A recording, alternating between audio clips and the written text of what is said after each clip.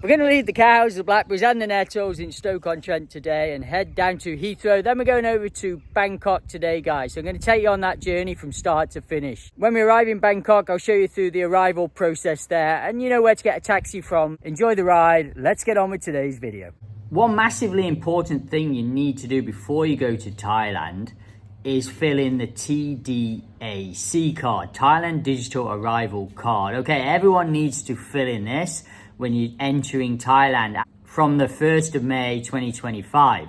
And it can be done up to 3 days before, 72 hours before you arrive in Thailand. So it's quite easy. Go to this website, have a look now, just click on there and then just click on Arrival Card.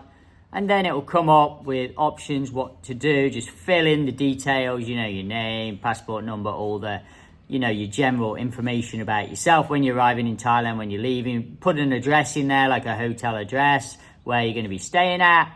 And that's it. You press submit. You need to put an email in and then they'll email you the information.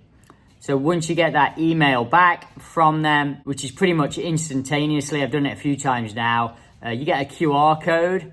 You just print that off or, you know, keep it on Gmail, just keep it on your mail so you got a copy of it so you can show the immigration officer at immigration guys in Thailand. So you definitely need this. Now, if you do forget to do it, there is a place just before immigration, you can look on the video now, where people were doing it as I came through today.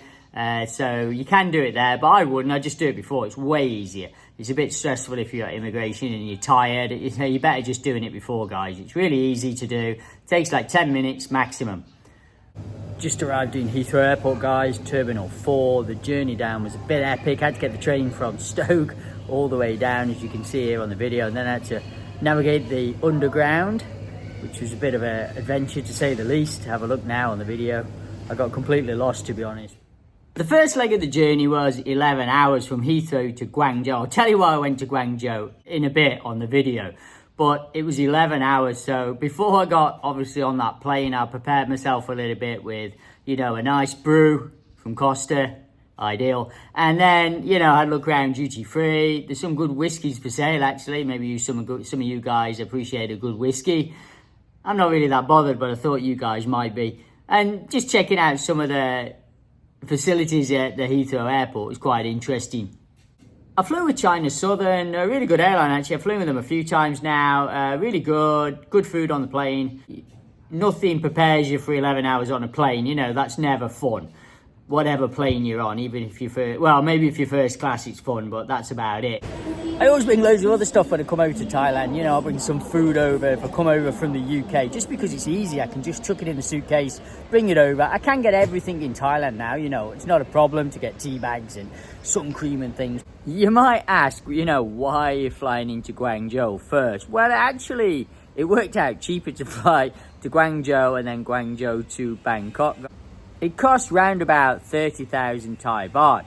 I'll put the dollars and the pounds and the Aussie dollars on the screen for you so you can have a look, guys. It is quite pricey this time of year because, like, it is the school holidays in July and August in England. So, you know, prices are heaped up a bit. So we had to look quite hard to get even this price, guys. Just do us a massive favour, guys. I don't ask a lot. Just please subscribe to the channel. It really helps the channel out. It helps push to people like yourselves. Press that red button. And back to the video, guys. Thanks very much. When I arrived at Guangzhou Airport, it's an awesome airport, to be honest with you. It was Terminal 2, this was. It's the third biggest city in China, so the airport's very, very big and very, very modern. I mean, you could get lost in there. It's absolutely huge. And there's some great facilities in there as well, guys. After I'd finished in the airport there, I was back onto the next plane, other China Southern Airlines, and then we flew to Bangkok. Took 3 hours. I pretty much lost the plot by now. I was kind of just wanting to get home. As I got off the plane, I was absolutely knackered, to be honest with you. But yeah, just walking up to immigration, I got a few shots. And the main thing I noticed was, for you guys, is, you know, when you're coming into Thailand, really important thing is, you know, for your phone, you want to get a SIM card, Thai SIM card. And I really noticed that, you know, everywhere there's AIS providers, you know, got service for you. I think they're about the best. There's another one as well, TDAC, is it, here? But, you know, the best one, I think, is AIS. They got the best coverage all over Thailand, for sure, in my experience. That's what I think. My missus says the same, and she lives in Thailand. She's Thai, so they say, you know, we've been all around the country, and AIS seems to provide the best coverage. And they say here. So they got lots of different packages available. Have a look. I mean, they vary in price. Obviously, some are better than others. So obviously, you get lots of different packages. You just pay what you want, really. Yeah, when you come over here. So very, very easy to do. These are absolutely everywhere. They were, as I came in before immigration, they were after immigration. They're absolutely everywhere. And there's, you know, cash machines everywhere as well, guys. So don't worry if you don't want to get cash out. Absolutely everywhere. Cash machines or places to exchange your money too, guys.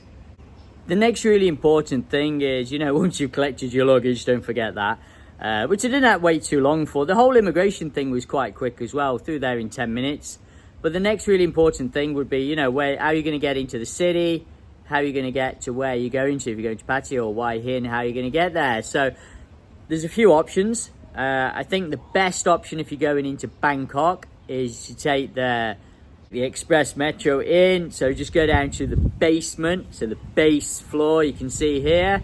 And then there's, you know, the city link that takes you into air-conditioned service, takes you into the city, takes about half an hour, a few different areas around the city. And you can transfer to the BTS and the MRT from that. That is the quickest and easiest and the cheapest way to get into the city for sure. I mean, if you're going somewhere further, you're probably gonna have to get a taxi, and you can get taxi to go down to the first floor. There's a taxi rank there. I mean, there's an area where there's grab taxis as well. So it's up to you. Some people order Grab, some people just go with the public yellow taxi there. I just went with the public yellow taxi. I like supporting them. So I got a taxi to Samut Songkhram. You go up to this machine, you press a button, you get a ticket, like so. Then it got a number on, this was 51. So you go to where the car says 51. It's very, very obvious, very, very easy. And then you get in. And then it's a set fee because I was actually going to Samut Songkhram from Bangkok. So they don't use the meter in an instant like that because it's a long journey. They have like a card in their car where it says different areas, you know, Pattaya, Hua Hin, Samut Songkhram, and it has a set fee. And I saw it on there. It said actually 1,400 baht to Samut Songkhram, and I was like, I paid before 1,500 baht, so that's kind of okay. I was quite happy with that. And there's 50 baht charge, kind of service charge as well. So it was 1450, so I gave him 1,500, like, you know, whatever, 50 baht tip, whatever, a little bit. It was the middle of the night, and there wasn't really any other options for me at that time of night. And Samut Songkhram is pretty tricky to get to. It's not an easy area to get to. If you're going to Hua Hin or Pattaya, there are buses that run at certain times, but not all the time. It depends what time your flight arrives, so you'll have to check that and what time the buses go, guys. A lot of people just get taxis if they're going further afield. You know, it is easier. It's not that expensive to get a taxi. It's a really cheap country to get taxis. It's not like getting a taxi in the UK. That was a bloody nightmare.